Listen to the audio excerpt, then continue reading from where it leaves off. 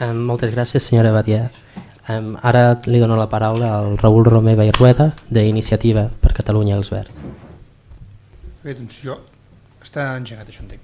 Jo d'entrada em sumo a les felicitacions i permeteu-me també a l'admiració, perquè no ho dic per casualitat. Jo, quan la primera vegada que vaig tenir constància i coneixement de la feina que estaves fent, Miquel, saps, i t'ho vaig dir d'una manera molt immediata, vaig dir, això és el que feia falta, això és el que era necessari, això és el que si m'ho permeteu, això és el que funcionarà. Perquè en aquests moments ja no estem davant d'una situació en la que simplement que és una qüestió de dret, simplement perquè és una qüestió de justícia, simplement perquè és una qüestió que toca, simplement perquè és una qüestió que no té cap altre argument que ho pugui rebatre que l'obstinació i el bloqueig polític que moltes persones tenen en aquests moments contra aquest reconeixement del català com a llengua oficial de la Unió Europea. Com que això ja no s'aguanta, com que no és un problema tècnic, com que no és un problema financer, com que és un problema polític, ho hem d'abordar políticament. I políticament no vol dir només des de les institucions polítiques, vol dir des de la societat. Una vegada feia el Jordi Porta un article molt interessant que deia, escolta, quantes vegades més la societat haurà de dir? És que, per desgràcia, la societat catalana, i quan dic catalana dic no només la de Catalunya, sinó tot l'àmbit, tot l'espectre, totes les persones que d'alguna manera ens sentim parts d'aquesta família lingüística o nacional, fa molts anys que ho estem dient i per desgràcia segurament em sembla que haurem de seguir fent, però per mi hi ha tres adjectius que són determinants de la feina del Miquel. Un és el rigor. Podem fer moltes coses, però si ens perdem pel camí en qüestions, diguem, de manca de rigor, tenim tants enemics, tenim una oposició tan brutalment forta en contra que ens poden enganxar per moltes bandes. Per tant, el fet que hagi fet aquesta feina amb la cura, amb el rigor amb la que l'ha fet, per mi és absolutament encomiable. El segon és la tenacitat. Jo confesso un mea culpa, quan vaig començar innocent de mi, jo vaig, i animo el Ramon també perquè hem seguit una mica amb 5 anys de diferència, una mica el mateix procés, jo venia de la universitat, això de la política la seguia lògicament, però no m'hi havia ficat mai, em van enredar per ficar-me al Parlament Europeu, ingenu de mi, jo a les primeres entrevistes que em feien amb el tema del català deia no es preocupi, jo acabaré el mandat parlant en català al Parlament Europeu.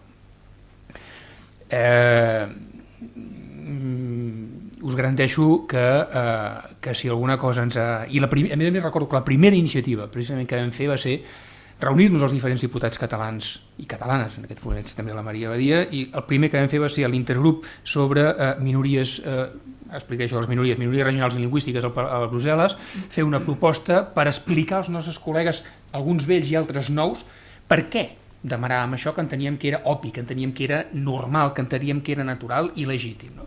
Perquè ja d'entrada no s'estranyessin si fèiem peticions i reivindicacions que nosaltres enteníem que eren absolutament legítimes. No? I això va funcionar bé, però vam menys valorar dues coses, o vam menys tenir dues coses. Una era que en aquests moments el gran problema, el gran enemic que tenim, i ho dic moltes vegades, però ho repetiré tantes vegades com faci falta, no és Brussel·les en aquests moments, és Madrid. Si, quan vam discutir el Tractat Constitucional, aquest tema s'hagués plantejat per part dels delegats del govern de Madrid a les converses que s'havien de fer a la Convenció Intergovernamental, no tindríem aquest problema. I no és excusa que altres països, si féssim això nosaltres, altres països reclamarien també per les seves llengües. Primer, perquè és legítim que ho facin, cap problema. Però segona, perquè també, i cal dir-ho, el nivell del català no és el nivell comparable amb cap altra llengua europea no reconeguda oficialment a escala europea. Per tant, jo crec que el primer nucli de treball, el primer objectiu, el primer destinatari de la nostra feina política i social ha de ser, i seguirà sent, malauradament, Madrid. Ara, això és compatible i ha de ser necessàriament compatible amb el que puguem i haguem de fer a Brussel·les, perquè no n'hi ha prou amb el que puguem fer a Madrid. A Madrid també hi podrem influir si des de Brussel·les podem portar el que per mi és el segon missatge important, que és que Europa en aquests moments només podrà ser creïble si els ciutadans i les ciutadanes se la fan seva. Si els ciutadans i les ciutadanes formem part d'aquest procés de construcció europea, si es fa de baix cap a dalt, i la manera més evident, més fàcil, més directa de fer això és fer-ho en la teva pròpia llengua. No hi ha millor expressió d'europeisme que permetre que la gent sigui europea i europeista en la teva pròpia llengua. I aquest per mi és un missatge absolutament clar, i ho dic perquè moltes vegades, precisament, el vicepresident del Parlament Europeu, que és el responsable de comunicació del Parlament Europeu, es fa un fart de dins contínuament lo important que és fer promoció d'Europa, els valors d'Europa, la identitat europea. La resposta és molt simple, senyor Vidal Quadras. La resposta és només farem Europa si ho podem fer també en la nostra llengua. I per això iniciatives com les del Miquel no només s'han d'aplaudir, sinó jo em trec el barret, ho vaig dir llavors, li he dit contínuament, la meva admiració és constant i l'únic que puc fer és sumar-me a aquesta petició social, nacional, que en aquests moments reclama aquest fet.